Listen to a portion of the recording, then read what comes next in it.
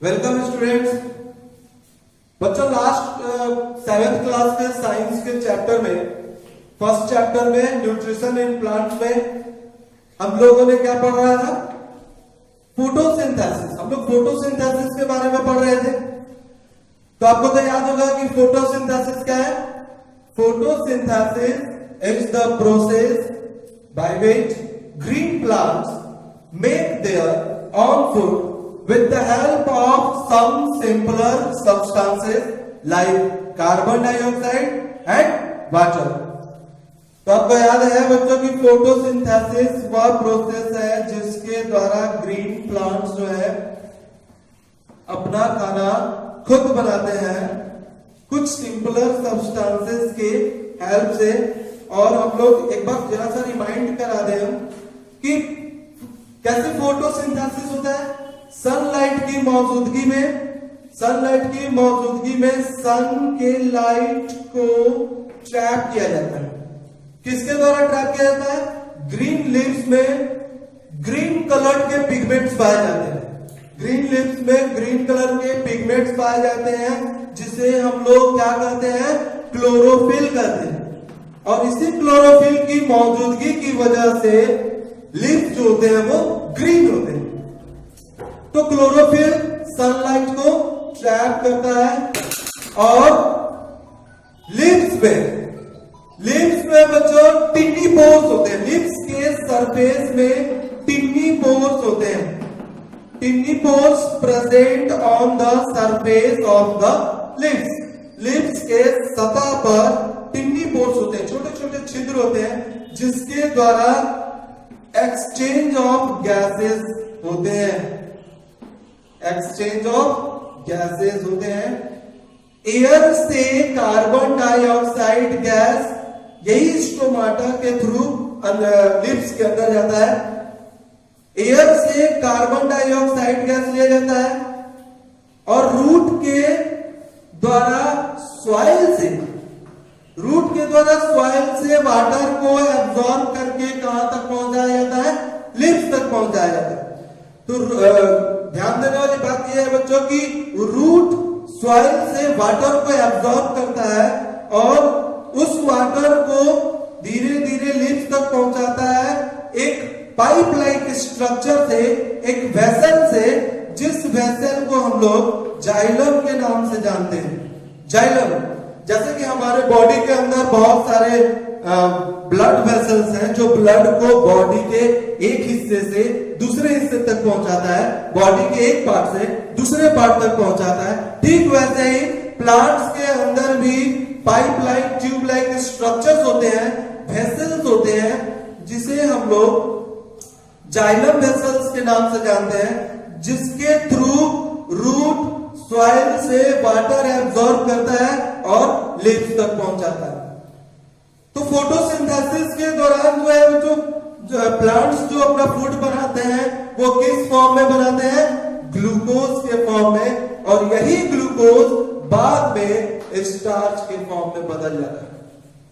ये ग्लूकोज जिसे plant photosynthesis के दौरान बनाते हैं एक तरह का क्या है बच्चों? कार्बोहाइड्रेट। ये एक तरह का ये कार्बोहाइड्रेट है और ग्लूकोज का फॉर्मूला क्या होता है? C6H12O6। आप देख सकते हैं कार्बोहाइड्रेट का मतलब इसमें कार्बन भी मौजूद होते हैं, हाइड्रोजन भी मौजूद होते हैं एंड ऑक्सीजन भी होते हैं। आप देख सकते हैं इसमें कार्बन, हाइड्रोजन और ऑक्सीजन होता है।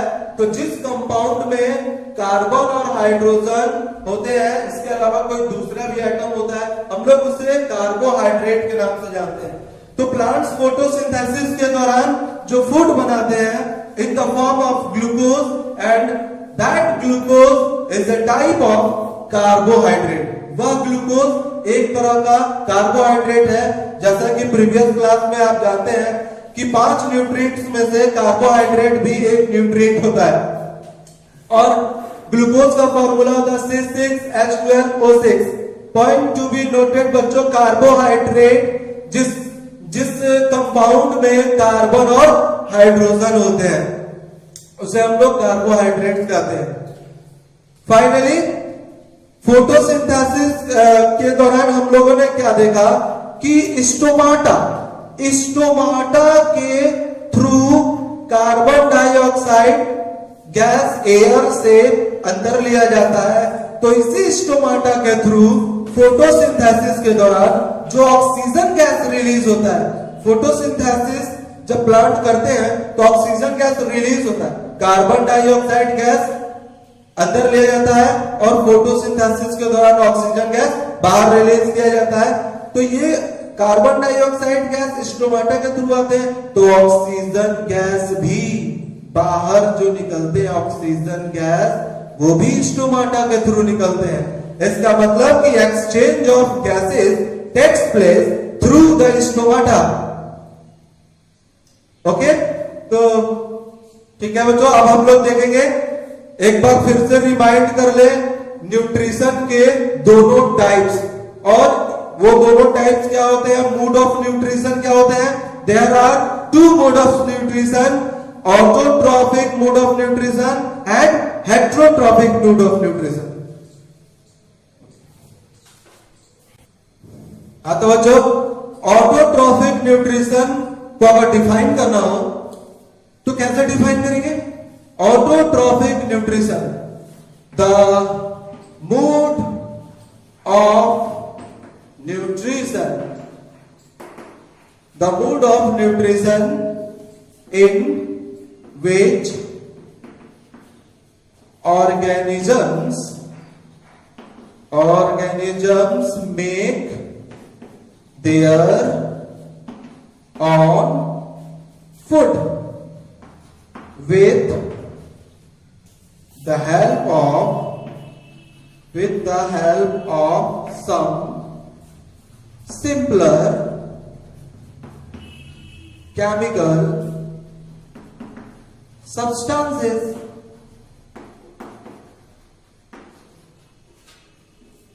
is called autotrophic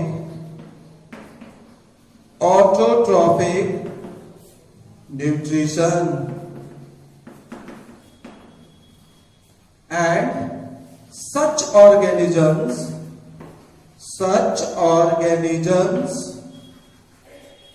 are known as autotrophs. For example, green plants.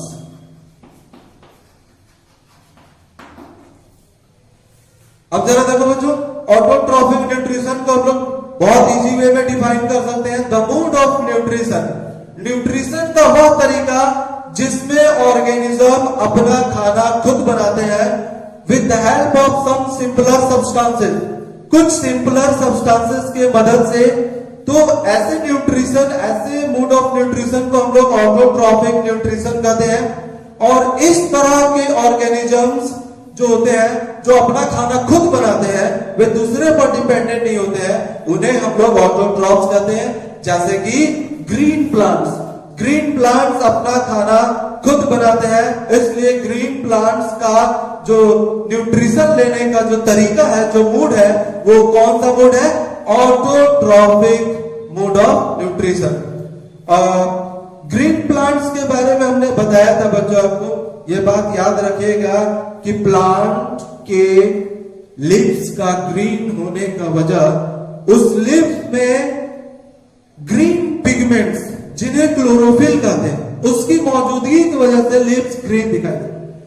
कई हमारे दिमाग में ये भी बात आती है कि जनरली देखा जाए ज्यादातर प्लांट्स में लीव्स ही भाग लेते हैं फोटोसिंथेसिस में लीव्स भाग लेते हैं। सो हम लोग लीव्स को किचन ऑफ द प्लांट भी बोलते हैं, किचन ऑफ द प्लांट भी बोलते हैं, प्लांट का kitchen.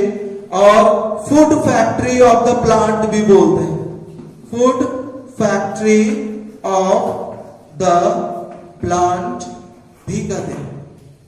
Food factory of the plant. Leaves को हम लोग किचन ऑफ द प्लांट के नाम से भी जानते हैं और food factory of the plant के भी नाम से जानते हैं, क्योंकि फोटोसिंथेसिस लीव्स के द्वारा होता है। कुछ ऐसे प्लांट्स होते हैं जिनमें फोटोसिंथेसिस लीव्स के द्वारा नहीं बल्कि स्टेम के द्वारा होता है, जैसे कि कैक्टस।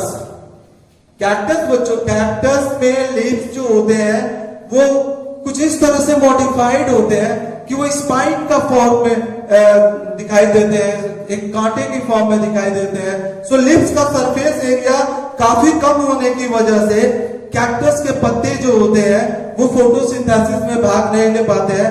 तो कैक्टस प्लांट में प्लांट का कौन सा हिस्सा फोटोसिंथेसिस में भाग लेता है? स्टेम लेता है।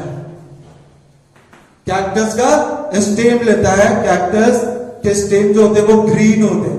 तो ऐसे हम लोग कई बार देखे, आपने नदी में या तालाबों में अक्सर आपने वो ग्रीन कलर का पानी के ऊपर कवर किया हुआ वो देखा होगा। वो एक तरह का प्लांट्स होता है बच्चों, हम लोग उसे अलगी कहते हैं। वो जो पानी के ऊपर जमा हुआ रहता है ग्रीन कलर, वो एक तरह का प्लांट है, अलगी। और ये अलगी ऐसा प्लांट है जिसका ना रूट होता है, ना स्टेम होता है, ना लीव्स होते हैं, और ये अलगी फोटोसिंथेसिस करते हैं। तो कुछ प्लांट के जो होते हैं लीव्स जो है वो फोटोसिंथेसिस करते हैं, कुछ प्लांट्स के जो होते हैं स्टेम फोटोसिंथेसिस करते हैं, अलगी भी फोटोसिंथेसिस करता है। कुछ प्लांट्स के लीव्स जो होते हैं बच्चों, वो उनके जो लीव्स वो येलो भी हो सकते हैं, ब्राउन कलर के भी हो सकते हैं, रेड कलर के भी हो सकते हैं। तो हम लोग को ऐसा लगता है कि क्या ये प्लांट्स फोटोसिंथेसिस नहीं करते? ऐसे प्लांट्स फोटोसिंथेसिस करते हैं क्योंकि उनके लीव्स के अंदर क्लोरोफिल पाया जाता है, और जिस लीव्स के अंदर क्लोरोफिल पाया जाता है वहां पर फोटोसिंथेसिस जरूर होता है बच्चों। एक चीज ध्यान रखिएगा बच्चों कि जैसे कि अभी हमने आपको कुछ देर पहले बताया था कि सॉइल से वाटर और mineral, water plus minerals absorb किए जाते हैं जिस वेसल के द्वारा जो प्लांट के अंदर होते हैं, और वही वाटर और मिनरल्स एब्सॉर्ब करके लिप्स तक पहुंचाए जाते हैं। तो किसके थ्रू पहुंचाए जाते हैं? जाइलम के द्वारा। जाइलम के द्वारा वाटर एंड मिनरल्स को सॉइल से लिप्स तक पहुंचाए जाते हैं। तो लिप्स जब फोटोसिंथेसिस कर लेता है, जब फूड बना लेता है, तो फिर लिप्स से फूड प्लांट के अदर पार्ट्स में, लिप्स में जब फोटोसिंथेसिस हो जाता है तो लिप्स में जो फूड बनते हैं, तो वो फूड सिर्फ लिप्स तक तो नहीं रहते, वो तो प्लांट के अदर पार्ट्स में भी जाते हैं। जैसे कि लीफ से स्टेम तक जाना, स्टेम के द्वारा स्टेम से होते हुए रूट तक जाना। तो ये लीव्स के थ्रू जो फूड बनता है वो फूड भी एक वेसल के द्वारा प्लांट के अदर पार्ट्स में पहुंचता है, और जो फूड ले जाने वाली वेसल्स होती हैं प्लांट के अदर पार्ट्स में, जैसे कि स्टेम में, रूट्स में, अदर पार्ट्स में, तो उसे हम लोग फ्लोएम कहते हैं। उसे हम लोग क्या कहते हैं? उस वेसल को हम लोग फ्लोएम कहते हैं। So point to be remembered बच्चों कि water and minerals from soil to the leaves through the root किसके द्वारा जाता है? जाइलम के द्वारा जाता है। वाटर एंड मिनरल्स रूट से लिप्स तक पहुंचता है, और लिप्स में जो जब फूड बनते हैं ग्लूकोज, तो वो फूड जो है अदर पार्ट्स में कैसे जाते हैं? अदर पार्ट्स में किसके थ्रू होकर के जाते हैं? फ्लोएम के थ्रू होकर के जाते हैं। तो प्लांट्स के अंदर दो तरह के क्या पाए जाते हैं? वेसल्स पाए जाते हैं, xylem and phloem. Xylem water और मिनरल्स को ट्रांसपोर्ट करता है from root to the other parts, that means leaves, और लिप्स से प्लांट्स के अदर पार्ट्स में जो फूड पहुंचता है वो किसके थ्रू पहुंचता है? फ्लोएम के द्वारा। तो फ्लोएम फूड को ट्रांसपोर्ट करता है लीफ से other parts of the plant तक, और जाइलम जो है वो वाटर एंड मिनरल्स को ट्रांसपोर्ट करता है from soil to the leaves.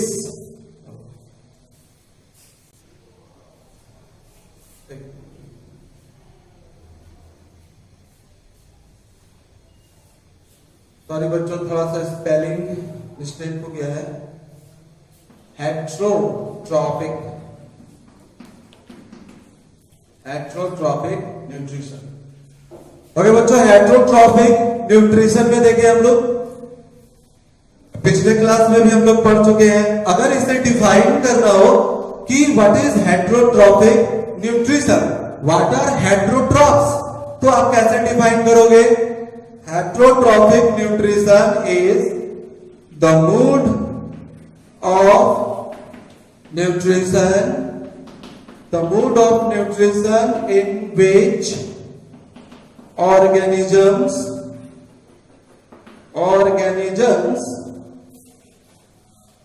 don't make their own food, they are dependent on other organisms. They are dependent on other organisms for their food. Such organisms are called heterotrophs.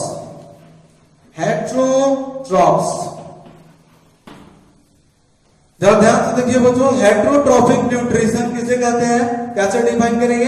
The mode of nutrition लेने का तरीका जिसमें organisms अपना खाना खुद नहीं बनाते हैं, बल्कि वे अपने खाने के लिए किसी दूसरे ऑर्गेनिज्म पर डिपेंडेंट होते हैं। ऐसे ऑर्गेनिजम्स को हेट्रोट्रॉप्स कहते हैं। फॉर एग्जाम्पल जैसे कि ह्यूमन बींग्स अपना खाना खुद नहीं बनाते हैं, बल्कि वो दूसरे पर डिपेंडेंट होते हैं। हम लोग दूसरे पर डिपेंडेंट, प्लांट्स और एनिमल्स पर डिपेंडेंट होते हैं अपने खाने के लिए। Human beings, birds, insects, animals,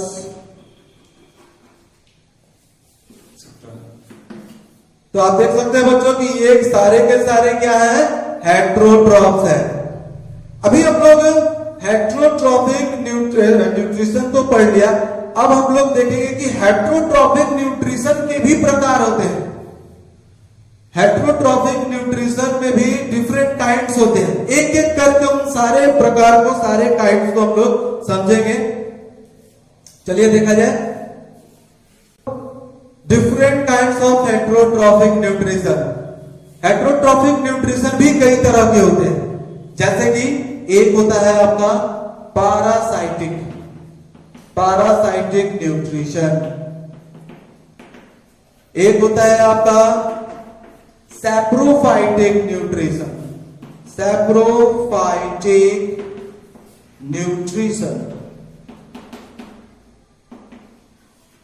एक होता है आपका सिम्बायोटिक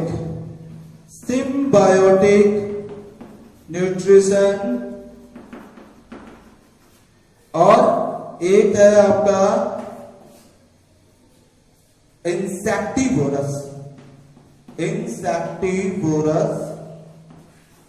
न्यूट्रिशन।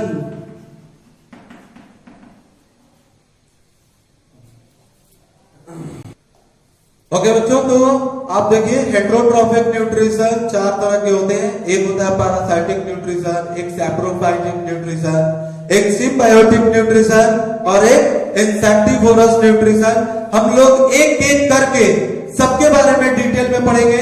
सबसे पहले हम लोग समझेंगे पैरासाइटिक न्यूट्रिशन क्या होता है, ये देखेंगे पैरासाइटिक न्यूट्रिशन। जरा ध्यान से देखिएगा बच्चों, ध्यान से सुनिएगा भाई। पैरासाइटिक न्यूट्रिशन, सबसे पहले आपको हम बता दें कि कुछ ऑर्गेनिज्म ऐसे होते हैं, some organisms which live on or inside other organisms to derive their food. Some organisms live on or inside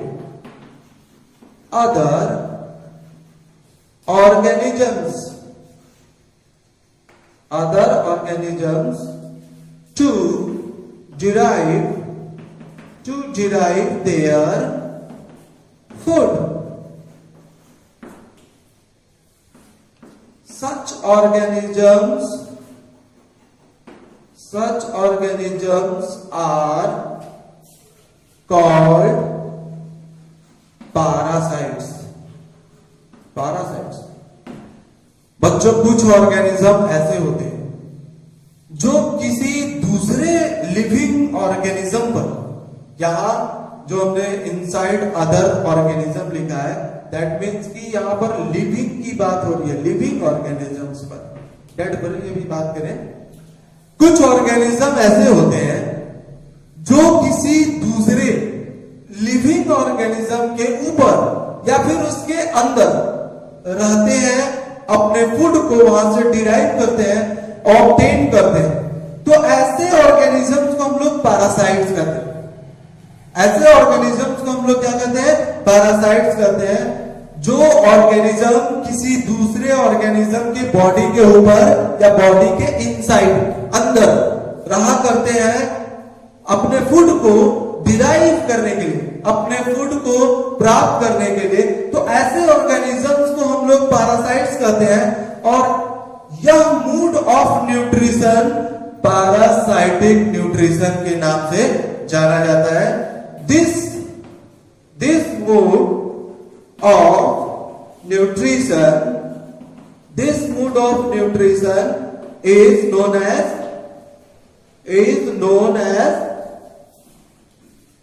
parasitic nutrition। चलिए एग्जांपल लेते हैं, कुछ एग्जांपल में देखिए जरा हम लोग। एक होता है बच्चों, एक प्लांट होता है कैक्टस बोल रहा हूं मैं, कसकटा प्लांट होता है। हम लोग उसे अमरबेल के नाम से भी जानते हैं, अमरबेल। ये कसकटा अमरबेल किसी हेवी प्लांट के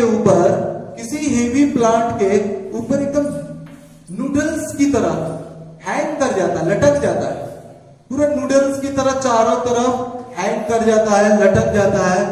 और आप देख सकते हैं कि this is the main plant, यह मेन प्लांट है। और इस मेन प्लांट के ऊपर जो है वो है आपका अमरबेल, यानी कि कसकटा उसके ऊपर लटक जाते हैं ताकि वे फूड को डिराइव कर सके इस मेन प्लांट से।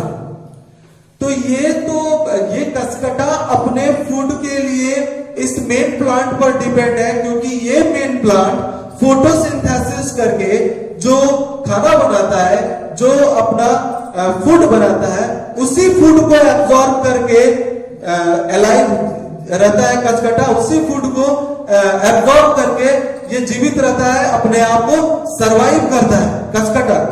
सो Cuscuta is a parasite. Cuscuta तो एक पैरासाइट हो गया, क्योंकि वो किसी दूसरे लिविंग ऑर्गेनिज्म के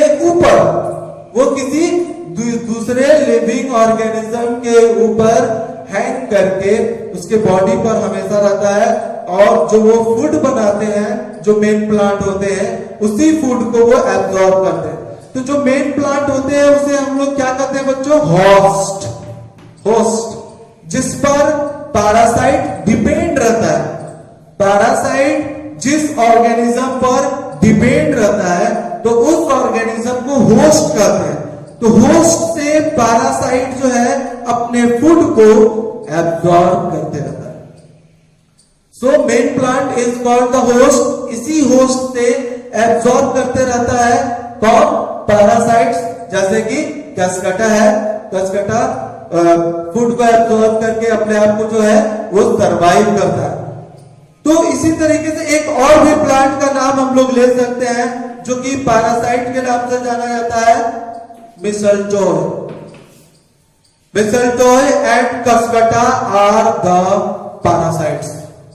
एक बार फिर से रिमाइंड कर ले बच्चों, पैरासाइट्स किसे कहते हैं? Parasites are those organisms which live on the body of other, or which live on the body or inside the body of other organisms to derive their food। ऐसे organisms को हम लोग क्या कहते हैं? पैरासाइट्स कहते हैं। and this mode of taking nutrition is known as parasitic nutrition। तो पैरासाइट्स के एग्जाम्पल देने हो तो आप कसकटा और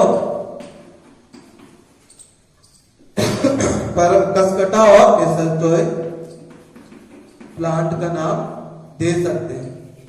दीज आर द पैरासाइट्स। कभी कभी तो क्या होता है बच्चों कि कभी कभी पैरासाइट्स होस्ट को, मेन प्लांट को कुछ इतने बुरे तरीके से उस पर लटक जाते हैं, अपनी संख्या इतनी ज्यादा ग्रोथ कर लेते हैं अपनी पैरासाइट्स उस होस्ट प्लांट पर, इतना ज्यादा अपने आप को ग्रोथ कर लेता है कि उसके सारे न्यूट्रिशन को और वाटर को, मिनरल्स को ये खुद एब्जॉर्ब कर लेते हैं और बाद में बेचारे होस्ट प्लांट अपने आप डेड हो जाते हैं। ओके बच्चों, अब हम लोग दूसरा वाला हेटेरोट्रॉफिक न्यूट्रिशन देखेंगे। Second kind of heterotrophic nutrition, saprophytic nutrition. ये सैप्रोफाइटिक न्यूट्रिशन समझने से पहले हम लोग सैप्रोफाइट्स को समझते हैं कि सैप्रोफाइट्स क्या होता है। आपने अक्सर देखा होगा कि जब कोई प्लांट डेड हो जाता है, जब कोई प्लांट डेड हो जाता है तो आपने इस तरह के स्ट्रक्चर के उगे हुए कुछ ऑर्गेनिजम्स को जरूर देखे होंगे बच्चों। व्हाइट कलर के होते हैं, व्हाइट कलर के ऑर्गेनिजम्स डेड प्लांट्स के ऊपर। या फिर आपने ये देखा होगा कि शूज, जूते या फिर लेदर में बरसात के दिनों में, रेनी सीजन में मॉइस्चर की वजह से एक व्हाइट कलर के जो है उस पर लेयर आ जाते हैं, एक तरह का जीव आ जाता है। तो फिर आपने ये देखा होगा ब्रेड के अंदर ग्रीन कलर के धब्बे तो जरूर देखे होंगे आपने, ब्रेड के अंदर ग्रीन कलर के धब्बे। जब कोई प्लांट डेड होता है, उसमें बारिश होती है, पानी लगती है, तो उसके अंदर से जो है कुछ प्लांट्स उगाते हैं व्हाइट कलर के। हम लोग उसे मशरूम के नाम से जानते हैं। हम लोग उसे क्या कहते हैं बच्चों? मशरूम। ये जो ब्रेड के अंदर जो ग्रीन कलर के धब्बे लग जाते हैं, ब्रेड खराब हो जाता है, हम लोग उसे नहीं खाते, इसे हम लोग ब्रेड मॉल्ड कहते हैं, ब्रेड मॉल्ड। तो ये क्या है? ये मशरूम, ये ब्रेड मॉल्ड कुछ ऐसे ऑर्गेनिज्म होते हैं। ये एक तरह का प्लांट है बच्चों, ये एक तरह के प्लांट है। ब्रेड मॉल्ड, मशरूम एक तरह के प्लांट है जो फोटोसिंथेसिस नहीं करते। वे अपने फीडिंग के लिए, वे अपने न्यूट्रिशन के लिए डेड एंड डिकेइंग ऑर्गेनिजम्स पर डिपेंडेड होते हैं। डेड एंड डिकेइंग ऑर्गेनिजम्स पर। डेड मतलब जो मरा हुआ है, डिकेइंग मतलब बच्चों जो डिकम्पोज होते जा रहा है, जो धीरे धीरे नष्ट होते जा रहा है और बाद में वो मिट्टी में मिल जाता है। ये मशरूम, ये ब्रेड मॉल्ड, ये यीस्ट, ये बैक्टीरिया कुछ ऐसे ऑर्गेनिजम्स हैं जो किसी डेड और डिकेइंग ऑर्गेनिज्म के ऊपर डिपेंडेंट होते हैं।